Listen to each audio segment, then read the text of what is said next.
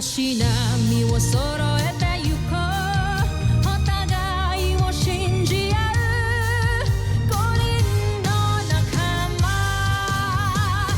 まるでスファイブに預けた命飛ぶぜ宇宙の果てまでもみんなの笑顔も近い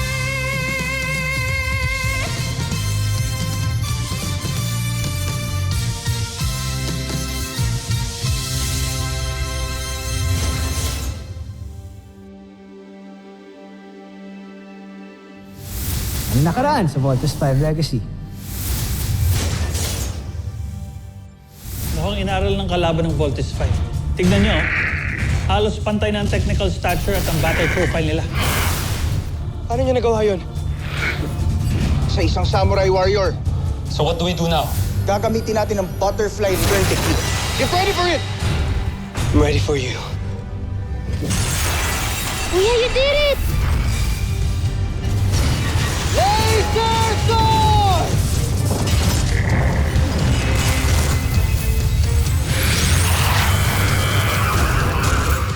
I know you. So ikaw palang spy dito. Hindi ako nagtatrabaho para sa mga Buzanians. Sa ibang ahensya ako nagtatrabaho. Hatian kita sa kikitain ko dito. I don't need the money, but I need something else. Tutulungan mo akong mawala si Jamie Robinson sa Voltes team para ako ang papalit.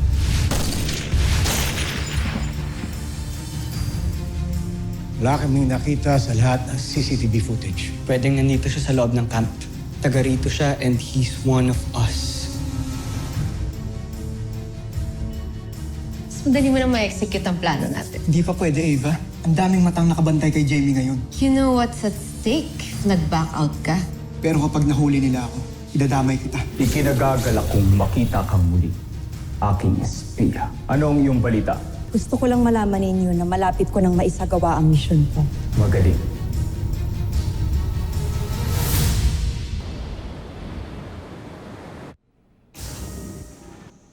Good evening, Dr. Smith. Big Bird, gabi na. Well, this must be really, really important.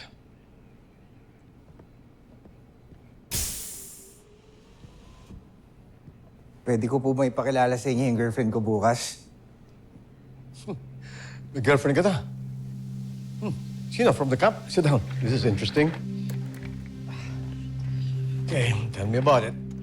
Actually, Dr. Smith, hindi ko pa siya girlfriend eh. Pero, mutual po kami. Judy po yung pangalan niya. Papakilala ko po siya sa inyo bukas pagka pinayagan niyo na po ako na itour siya dito sa camp. Judy, I believe I cannot allow you to do that. Hindi tayo pwedeng magpapasok ng outsiders na camp in the meantime.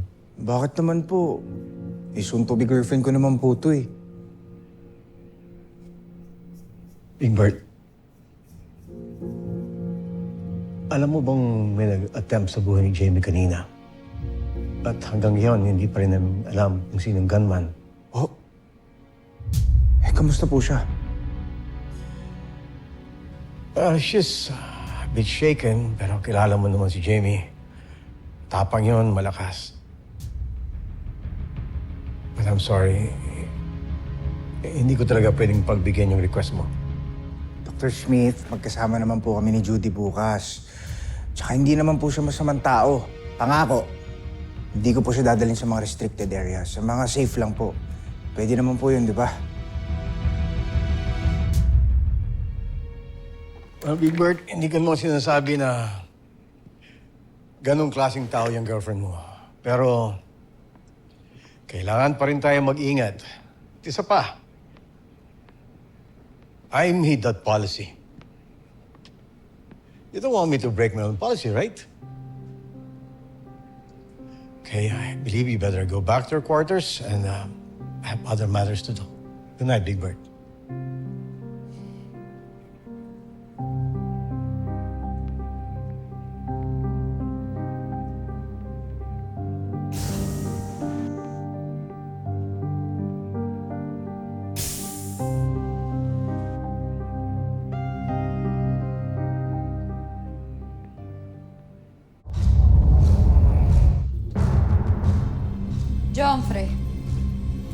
Tinatawag niyo raw kami.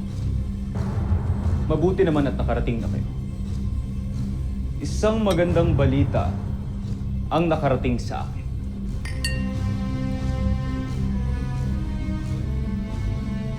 Mapapasok na ng aking espiya ang kampo ng Voltes 5. Kapanapanapin.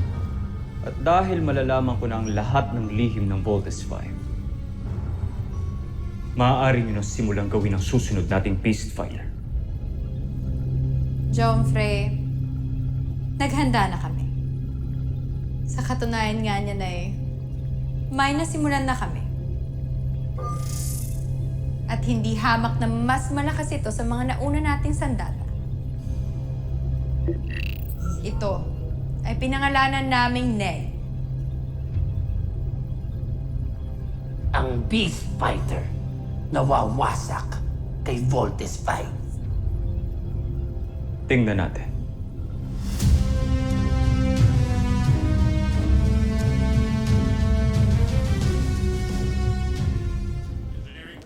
Oh! Uy! Para sa kwarto mo yan? Yan! Kaya mo naman pala maging organized eh.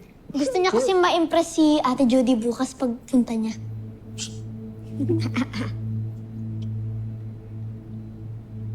Nadala mo siya dito bukas? Oh, relax ka lang. Bibigyan ko lang siya ng quick tour tapos aalis din kami agad. Pwede ba siyang pumasok dito? Paalam mo muna kaya kay Dr. Smith yan. Napagpaalam ko na pumayag nga eh. Kaya easy ka lang. Dapat di siya nagpapapasok ng kahit sino dito. Kakausapin ko siya. Teka, ano bang problema mo? Nawala lang si Mama, naging control freak ka na? Big Bird, pinoprotektahan ko lang yung buong camp. May death threat si Jamie ngayon, di ba? Oo, alam ko, pero hindi naman si Judy yun eh. Parang nagiging unfair ka yata. Unfair? Mga kuya, tama na! Tayong tatlo na lang nga, nag-aaway pa kayo. Basta isasama ko si Judy dito. Kung magkaroon ng problema, di sagot ko. Tsaka hindi ko siya papakilala sa'yo ah. Kasi baka mamaya kung ano pa sabihin mo sa kanya. Hindi mo naiintindihan, Big Bird. Mag-isip ka kahit konti lang. Kuya, please, tumigil ka na. Ayoko na makapag-away.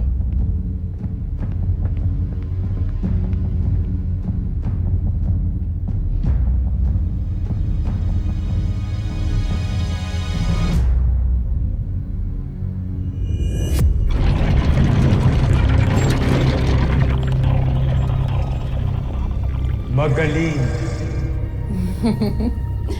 Pinagplanuhang mabuti ang pagbuo kay Ned, Jomfrey. Sinaliksik na mabuti ang bawat detalye nang sa gayon ay walang makitang kahinaan ng kalaban sa kanya. Sana nga siya ang beast fighter na tatalo kay Voltes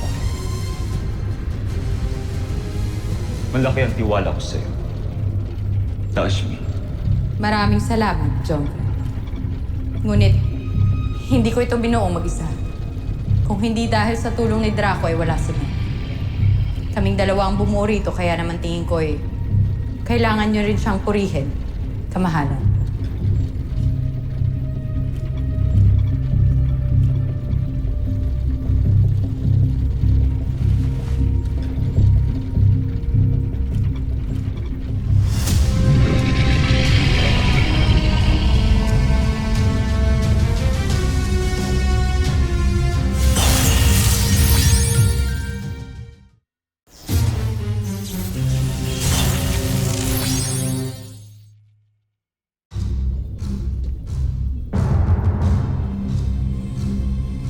Buksan ang pitan.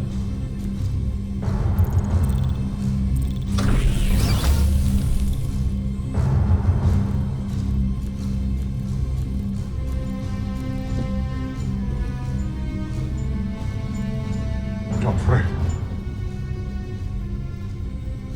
Kamusta ang buhay sa kulungan, Draco? Bigyan niyo pa ako ng isang pagkakataon, Jomfrey. Kung hindi dahil kay Sandra, hahayaan kitang mapulok dito. Naway, natuto ka na nga. Dahil kung hindi ako magdadalawang isip na parusahan kayong lahat kapag hindi ako nagtagumpay sa aking misyon. Hindi maaaring sumama ang tingin sa akin ng mga taga-Busan. Hindi maaaring masira ako muli sa kanila. Sibat.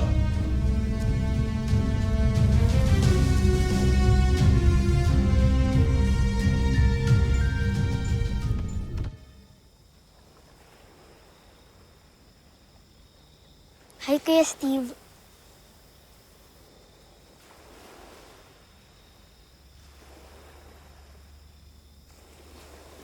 Ano ginagawa mo dito?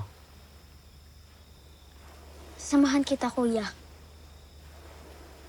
Alam mo ba, Kuya, nung nawala si Papa, kayo na ni Kuya Bert ang naging Papa ko. Tapos, nung nawala si Mama, kayo na ang parents ko. Kaya, sana huwag na kayo mag-away. Tigas kasi ulo ng kuya mo eh. Ang mga desisyon ko para sa kanya lang din naman yon. Oo nga, Kuya, pero ngayon ko lang siya nakitang happy ulit. Mula namatay si Mama, di ba? Kaya, huwag mo na siyang awayin, Kuya. Ayaw mo bang maging masaya siya, ha, Kuya?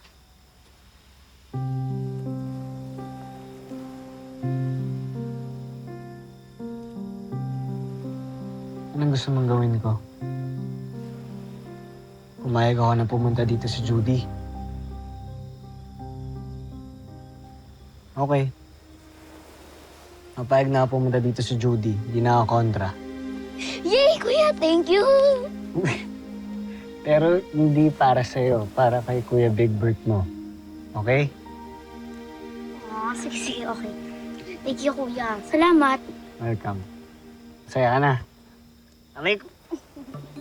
Ba't mo ako kinurot? Ba gusto mong bawiin ko yung sinabi ko?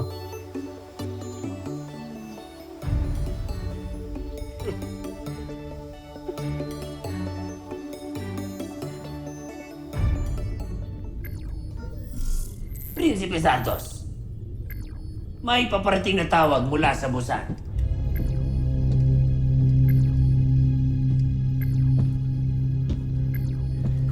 Sigurado ang emperador yan. Pamumukha na naman sa akin ang kapalpakan ng aking misyon. Joffrey, paumanhin. Ngunit kailangan ninyo sagutin ang tawag ng emperador. Kung hindi lalo itong magagalit. Alam ko ang ginagawa ko, Zandra. Iniisip ko lang aking sasabihin.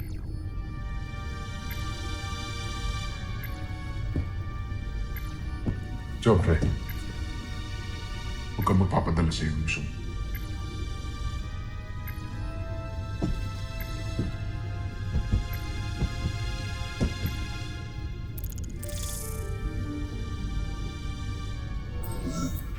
Baron Zander. Nasaan ang emperador?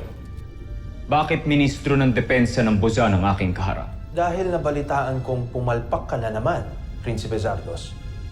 Ngunit hindi na ako nagugulat dahil wala naman magandang magagawa ang anak ng isang alipin at traidor. Ano bang kailangan mo?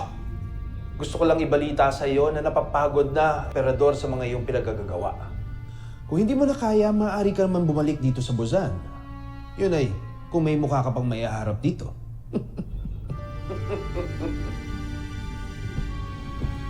Joffrey, sandali lang.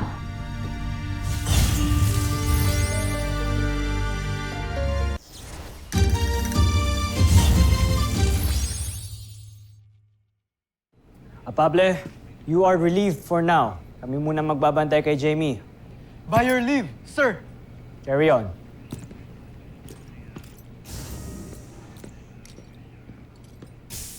Guys, malapit na sila Big Bert. Makikilala natin si Judy. I'm so happy for Big Bird. Gusto ko na makilala yung girlfriend niya. Mga mahihinang tao lang na ikipagrelasyon. Kaya lang sila pumapasok doon kasi naghahanap ng validation. Wow, Mark. Bakit ni minsan nagka-girlfriend ka na ba? Hindi ko kailangan yan. At some point, magbe-birthday naman kayo eh. It's either ikaw ang mangiiwan or ikaw ang iiwanan. Sasaktan mo pa ba sarili mo? Woo! Napakabigat ng bagahe mo, man. Mark, we have the best doctors here. Pa-schedule ka sa psychiatrist natin. Samahan pa kita if you want.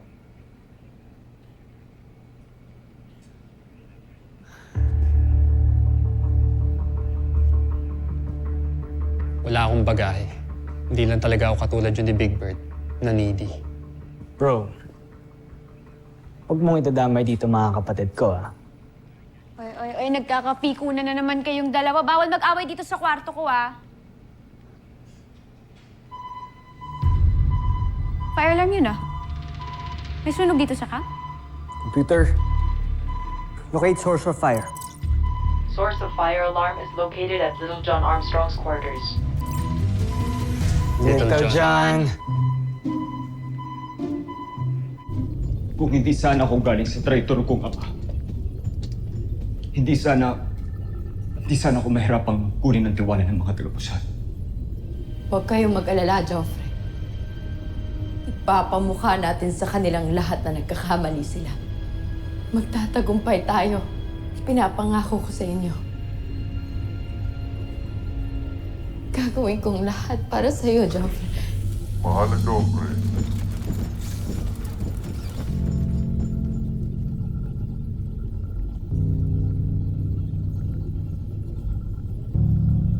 Ashmi.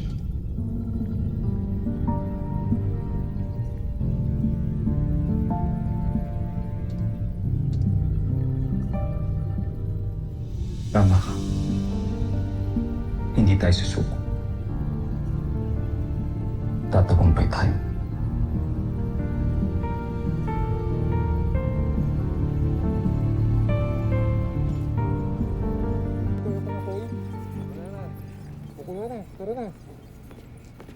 Little John!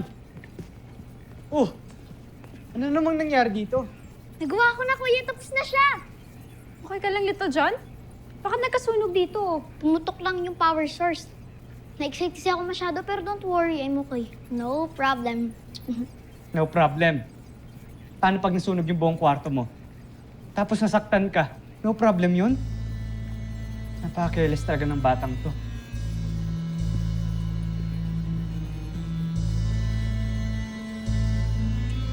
Bata nga, diba? So you shouldn't shout. Little John just wants to show us his new... Wait!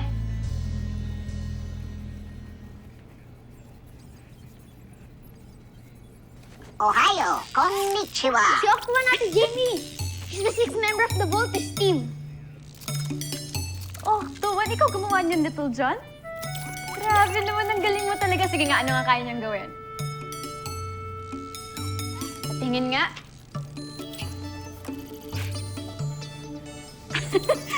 Wow, ang cute naman ni Octoan, Little John. Hello, Octoan. Nice to meet you. Hello, Ate Jamie.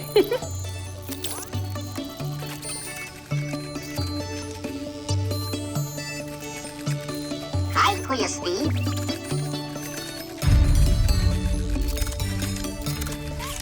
Hello, everyone.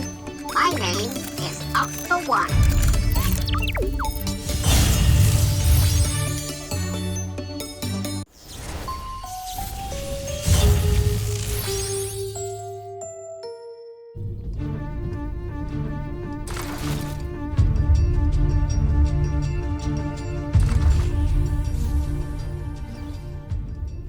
Alam namin na hindi kami nagtagumpay sa huli naming misyon.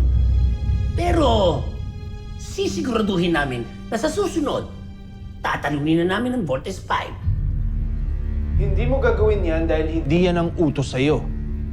Baron Sutter, malinaw naman ang misyon ko. Hayaan ko na lang ang mahal na Joffrey ang magsabi sa'yo kung anong iyong tunay na misyon.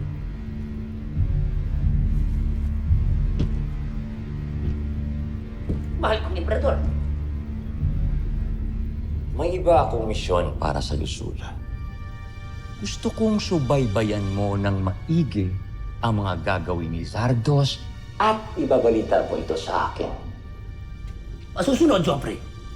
Gusto ko rin tiyakin mo na hindi siya magtagumpay sa misyon niya.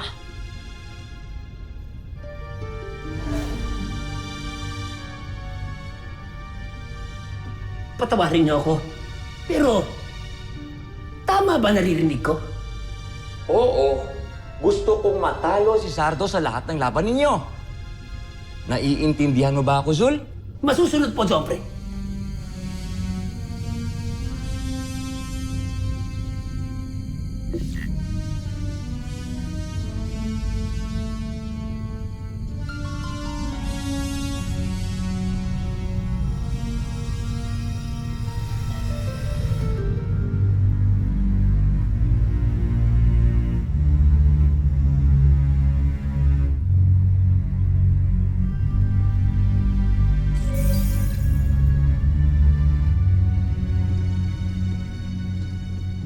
Joffrey, may kailangan kayong malaman.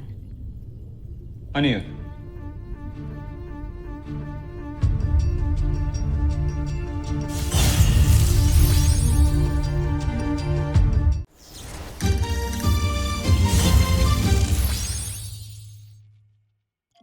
Kaya huwag mong ini-spoil si Little John. Sa'yo na lagi kakampi yun eh. Dapat maging responsible siya dahil part siya ng Voltes team. And that is exactly the reason why I want to spoil him. Inaagaw na nga natin sa kanya yung childhood niya because we won't expect him to defend the planet. Pabayaan naman natin siya maging bata kahit paminsan-minsan lang. Andiyan na daw sila, Big Bird. Kasama niya si Judy. Tara.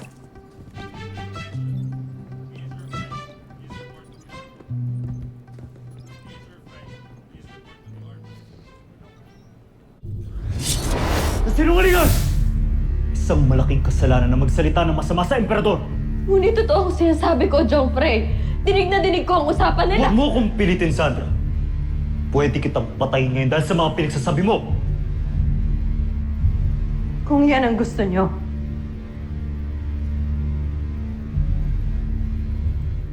Sige, mahal kong prinsipe. Handa akong mamatay ngayon dahil sa katotohanan na sinasabi ko sa inyo.